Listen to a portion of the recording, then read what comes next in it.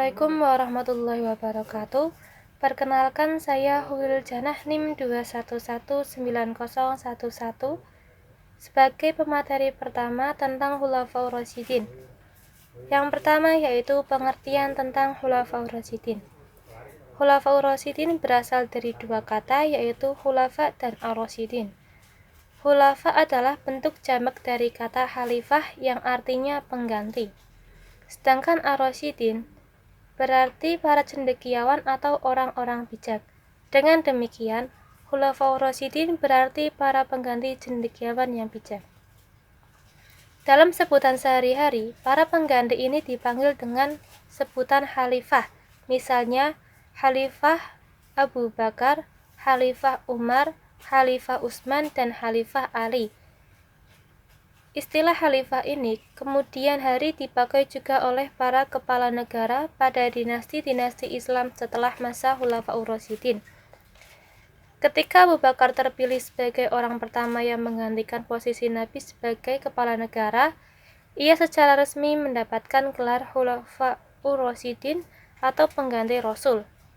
Sejak waktu itu, lahir sebutan khalifah, sebutan yang dipakai untuk seseorang kepala negara dalam sejarah Islam.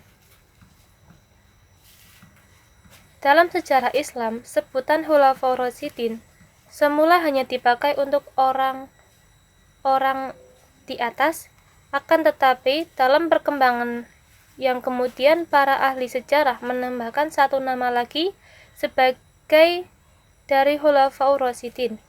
Khalifah kelima yang dimaksud dalam Khulafaur Rasyidin adalah Khalifah Umar bin Abdul Aziz, seseorang khalifah dari dinasti Bani Umayyah. Ia dimasukkan ke dalam kategori ini disebabkan karena kesalehannya. Namun demikian, fokus dalam uraian berikutnya hanya ditunjukkan pada khalifah yang keempat. Materi selanjutnya akan disampaikan oleh Mbak Novi Alfiana. Terima kasih. Untuk materi selanjutnya, pendidikan Islam pada masa Khulafaur Rasyidin. Kalau kita kaji prinsip-prinsip pendidikan Islam, tujuan ayat pertama dari surat Al-Alaq yang turun di Gua Hira kepada Rasulullah adalah merupakan pertanda bangkitnya suatu peradaban baru di atas permukaan bumi ini, ialah menyuruh manusia untuk membaca. Pendidikan pada masa awal kenabian dilakukan di Mekah dan dilakukan secara sembunyi-sembunyi, yang kemudian dilanjutkan pada masyarakat. Pada tahap berikutnya, pusat pendidikan berpindah ke Madinah sampai Rasulullah wafat. Ketika pemerintah Islam dipegang oleh Khulafaur Rasyidin yang memberikan perhatian khusus terhadap pendidikan syiar agama dan kekokohan negara Islam. Pada masa Khulafaur Rasyidin ini, kaum muslimin telah mengadakan kontak langsung dengan negeri-negeri taklukan yang mempunyai peradaban berbeda satu sama lainnya. Dalam dakwah inilah mereka tersadar akan perlunya kemahiran dalam berbahasa. Akhirnya mereka merintis pendidikan dalam ilmu bahasa dan tulisan. Secara umum dapat dikatakan bahwa pada masa Khulafaur Rasyidin belum ada pemikiran baru dalam pendidikan yang menonjol, kecuali sebagai pelanjut dari pendidikan yang ada pada masa Nabi. Adapun hal-hal yang dikatakan membedakan pendidikan pada masa Khulafaur Rasyidin dan pada masa Nabi adalah pada masa Khulafaur Rasyidin ini sudah tumbuh minat untuk memperdalam ilmu bahasa dan tulisan, dan mulai ada perhatian sedikit terhadap filsafat Yunani, meskipun hanya terbatas pada logika. Untuk materi selanjutnya akan disampaikan pemakalah selanjutnya. Teman-teman, selanjutnya adalah karakteristik pendidikan pada masa Khulafaur Rasyidin. Pada masa Khulafaur Rasyidin ini ada 4 fase, di mana yang pertama adalah pada masanya Khalifah Abu Bakar, kemudian yang kedua Khalifah Umar, ketiga Khalifah Utsman, dan yang keempat adalah pada masa Khalifah Sayyidina Ali saat itu. Nah, pertama pada masa Khalifah Abu Bakar. Pada masa Khalifah Abu Bakar ini perkembangan proses pendidikan ini tidak jauh berbeda dengan proses pelaksanaan pada masa Rasulullah Shallallahu Alaihi Wasallam. Pada masa Sayyidina Abu Bakar ini, hal-hal yang diajarkan, kemudian pola pendidikan saat itu, karakteristik pendidikannya masih sangat tidak jauh berbeda dengan pada masa Rasulullah, di mana yang diajarkan adalah tauhid, akhlak, ibadah, kemudian kesehatan dan sebagainya. Nah, pada masa itu pendidikan-pendidikan ini dilaksanakan oleh para sahabat dan dilaksanakan di masjid, di mana masjid ini memiliki fungsi yang kompleks. Jadi pada saat itu masjid selain sebagai tempat beribadah, masjid juga merupakan tempat melaksanakan proses pendidikan pada masa Sayyidina Umar, kemudian Abu Bakar, mohon maaf. Kemudian pada masa Sayyidina Umar, pada saat itu Islam sudah mulai meluas, ya. Islam sudah mulai meluas, kemudian dikenal di mana-mana, Islam sudah ada di mana-mana. Nah, pada masa ini karena Islam sudah mulai meluas, Sayyidina Umar ini melakukan sebuah penyuluhan tentang pendidikan, karena kebetulan beliau juga merupakan salah satu sosok pendidik gitu. Nah, beliau ini melakukan penyuluhan di pasar-pasar, kemudian juga di masjid-masjid, yang mana di situ mengajarkan orang menjadi pendidik-pendidik gitu ya. Dan yang diajarkan masih seputar Al-Quran dan hadis.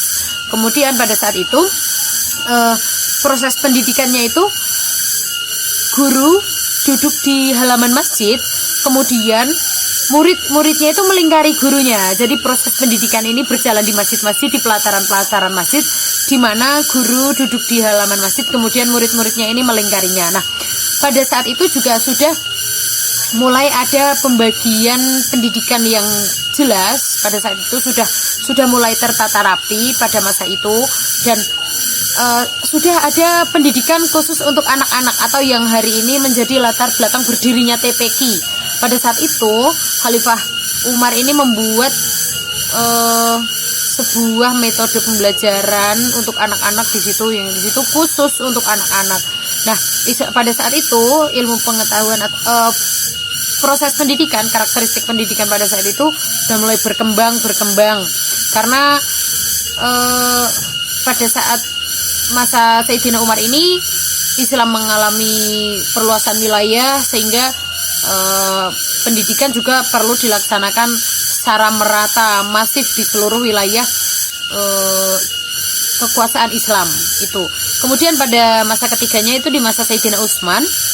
Pada masa Sayyidina Utsman ini tidak jauh berbeda dengan kondisi pendidikan pada masa Sayyidina Ali, di mana pendidikan sudah mulai tertata rapi. Saat itu sudah ada pendidikan-pendidikan khusus, dan pada masa Sayyidina Utsman ini pendidikan itu dibebaskan kepada rakyat. Jadi rakyat bisa memilih mereka mau belajar di mana saja, karena pada saat itu Islam sudah berkembang luas, sehingga belajar ilmu agama Islam itu tidak hanya di Madinah. Jadi awalnya pada masa Sayyidina Umar belajar agama Islam itu hanya di Madinah. Kemudian pada masa Sayyidina Utsman ini diperbolehkan untuk keluar kota Madinah mempelajari Islam di luar, di tempat yang mereka inginkan sesuai dengan harapan mereka di wilayahnya masing-masing, atau di tempat-tempat yang kiranya dekat dengan tempat tinggal mereka, sehingga belajar agama Islam tidak hanya di Madinah saat itu.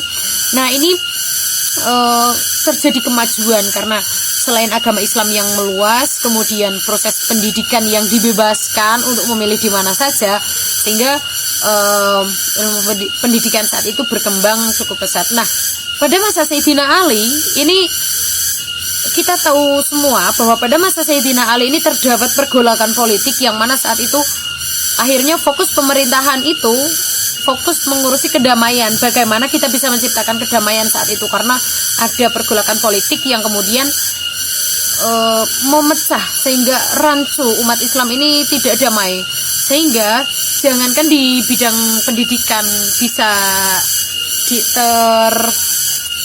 dipikirkan, karena pada saat itu mereka hanya mempersiapkan bagaimana supaya umat muslim ini bisa damai gitu. Jadi fokusnya pada saat itu mendamaikan umat muslim, sehingga di faktor pendidikan ini sedikit terlalaikan. Itu pada masa Sayyidina Ali.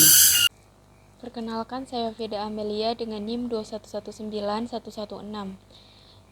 Di sini saya akan sedikit menjelaskan tentang pusat-pusat pendidikan agama Islam pada masa Khulafaur Rasyidin dan hasil dari pendidikan agama Islam pada masa Khulafaur Rasyidin.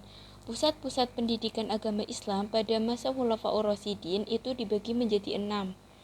Yang pertama ada pusat Madrasah Mekah atau aliran pemikiran ulama-ulama Mekah. Dalam periode perkembangan pendidikan Islam pada saat ini itu biasa disebut dengan periode sahabat yang dipimpin oleh Mu'ad bin Jabal karena dianggap sebagai guru pertama yang banyak mengajar di Mekah. Pada masa Khalifah Umayyah kelima ada Abdullah bin Abbas. Beliau juga mengajarkan tafsir, hadis, fikih, dan sastra. Ada pula Imam Syafi'i. Sebelum beliau belajar ke Madinah, beliau pernah belajar kepada ulama-ulama besar yang ada di Mekah. Yang kedua ada Madrasah Madinah atau aliran pemikiran ulama-ulama Madinah. Yang ketiga ada Madrasah Basrah atau aliran pemikiran ulama-ulama Basrah. Ulama yang masyhur di Basrah adalah Abu Musa al-Asy'ari dan Anas bin Malik. Yang keempat ada Madrasah Kufah, aliran pemikiran ulama-ulama Kufah. Ali bin Abi Thalib merupakan ulama terkenal di Kufah di kalangan sahabat yang ditugaskan Nabi untuk menjadi wali kepada wilayah di Kufah. Yang kelima ada Madrasah Damaskus, aliran pemikiran ulama-ulama Damaskus. Ada 3 guru besar terkenal di Damaskus, yakni Mu'ad bin Jabal, Mubadah, dan Abu Darda. Yang keenam ada Madrasah Futsan di Mesir. Sahabat yang mengajar di Madrasah Futsan Mesir adalah Abdullah bin Amr bin As. Ia adalah seorang ahli hadis. Ia tidak hanya menghafal hadis-hadis yang didengarnya dari Nabi Muhammad SAW, melainkan juga menuliskannya dalam catatan sehingga ia tidak lupa dan hilaf. Selanjutnya ada hasil pendidikan Islam pada masa Khulafaur Rasyidin. Hasil pendidikan Islam pada masa Khulafaur Rasyidin biasa disebut dengan hasanah. Hasanah adalah suatu kekayaan yang dapat diambil dari pola pendidikan Islam yang dilakukan oleh para khalifah. Karena khalifah merupakan guru besar dalam pembaharuan Islam yang sangat termasyhur. Oleh karena itu, pola-pola pendidikan tersebut merupakan cerminan terhadap perkembangan pendidikan masa kini atau zaman modern. Jadi, menurut analisa bahwa hasanah dapat dipetik dari pola pendidikan Islam pada saat itu ialah seluruh aktivitas yang dilakukan menjadi sebuah pembelajaran yang sangat berharga. Dengan pendidikan, kita bisa tahu tentang cara berpolitik, beragama, bermasyarakat, bersosial, dan sebagainya. Hasanah juga terletak pada nilai-nilai positif yang dapat diambil dari semua kejadian pada masa Khulafaur Rasyidin. Dapat kita simpulkan bahwasanya hasil keberhasilan di bidang pendidikan pada masa Khulafaur Rasyidin itu sangatlah berharga untuk kaum sekarang, untuk kaum masa kini, yaitu adanya mushaf Al-Quran yang dikenal dengan mushaf Utsmani, adanya ilmu nahwu yang diperuntukkan orang-orang Islam selain Arab, dan adanya majelis khilafah yang digunakan untuk belajar orang Islam. Itu semua adalah bukti keberhasilan pada masa Khulafaur Rasyidin. Dengan adanya keberhasilan tersebut, kita bisa menikmati segala kenikmatan dunia. Kita bisa membaca Al-Quran, kita bisa memahami Al-Quran dengan ilmu nahwu tanpa kita harus pergi ke Arab Saudi. Dari adanya bukti-bukti tentang keberhasilan pada Khulafaur Rasyidin, kita sebagai generasi muda jangan patah semangat untuk terus belajar, jangan patah semangat untuk mencari ilmu, dan jangan patah semangat untuk melakukan sesuatu yang baru. Kita terus berinovasi, kita terus berproses dan berprogres. Karena orang yang bodoh itu bukan dia yang tidak paham ketika belajar, tetapi dia yang merasa pintar dan berhenti belajar. Mungkin itu saja yang dapat saya sampaikan. Apabila ada tutur kata yang kurang berkenan, mohon dimaafkan. Hidup tanpa konflik kurang menarik. Wallahul muwaffiq ila aqwamit thoriq. Wassalamualaikum warahmatullahi wabarakatuh. Terima kasih.